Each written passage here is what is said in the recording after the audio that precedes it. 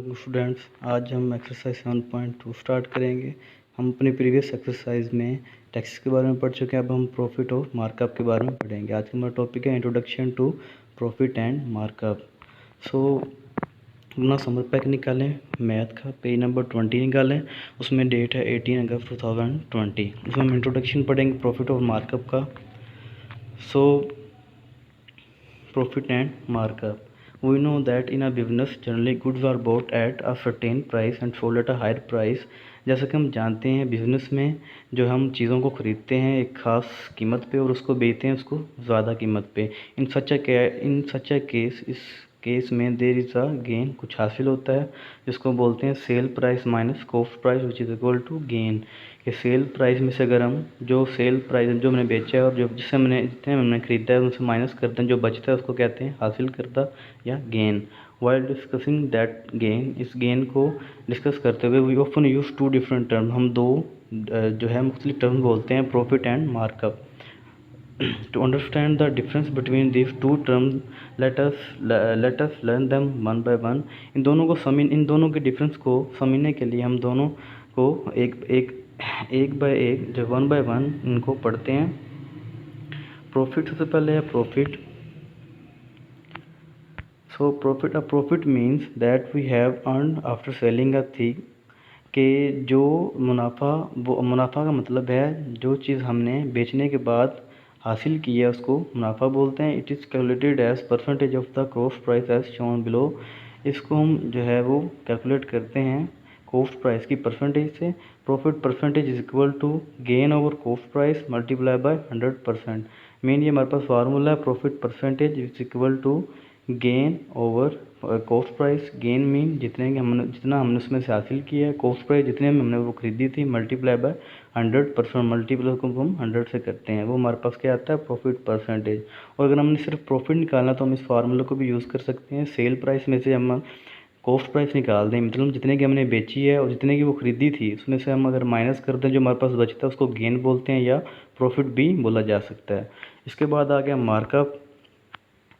अब markup in our daily life, हमारी रोज़मर्रा की ज़िंदगी में we often borrow money from our friends, हम अपने दोस्तों से जो है रकम उधार लेते हैं। And relative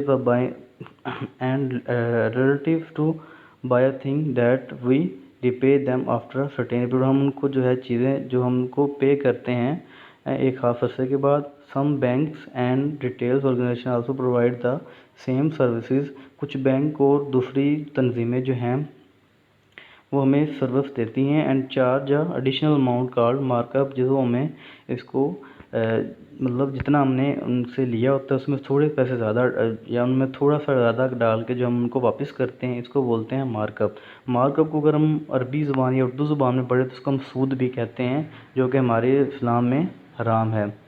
a markup is an amount, जो मार्कअप है वो अमाउंट है added to a cost price, एक कॉस्ट प्राइस में जो ऐड की जाती है to calculate the sale price, sale price को निकालने के लिए। इन शॉर्ट वर्ड्स अगर हम इसको अगर सूद पढ़ें तो इसका मतलब ये है कि हम अगर किसी से कुछ पैसे उधार लेते हैं, यानी हमने किसी से 1000 रुपये लिया और हमने उसको रिटर्न करना है 1100 रुपये, तो इसको हम क्या बोलेंगे मार्कअप या सूद। Usually we calculate the markup as a percentage of the actual amount paid for a thing। जो यूजुअली हम अमूमन हम जो कैलकुलेट करते हैं markup as a percentage of actual amount paid for a thing, उसकी जो रियल अमाउंट होती है, जो हकीकी उसकी जो रकम होती है एट फेयर फॉर थिंग, जो हम चीज़ के लिए पेड करते हैं, this is called markup rate, उसको बोलते हैं मार्कअप रेट या उसकी percentage. And paid amount itself is called the principal, और जो रकम होती है उसको हम बोलते हैं principal. Suppose P is the principal, T is the time period and R is the markup rate। मतलब P हम किसी प्रिंसिपल को रिप्रेजेंट करते हैं, प्रिंसिपल मीन उसकी पूरी अमाउंट, T उसका टाइम पीरियड कि वो कितने अरसे के लिए रखा गया, एंड R और उसकी शरह इज़ द मार्कअप रेट, उसको R से रिप्रेजेंट करते हैं। Then the amount of markup will be, तब हम मार्कअप को निकाल सकते हैं। सो उसके लिए जो फार्मूला बनता है वो है markup is equal to R/PT over 100। R mean markup rate यानी कितने परसेंट उसमें मार्कअप था, कितने परसेंट सूद था या कितने परसेंट रुपये ज़्यादा थे।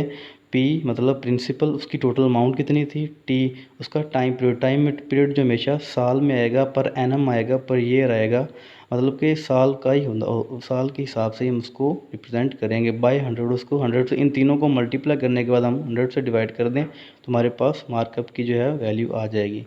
ये था आज का हमारा टॉपिक जिसमें था प्रॉफिट और मार्कअप। अल्लाह हाफिज़।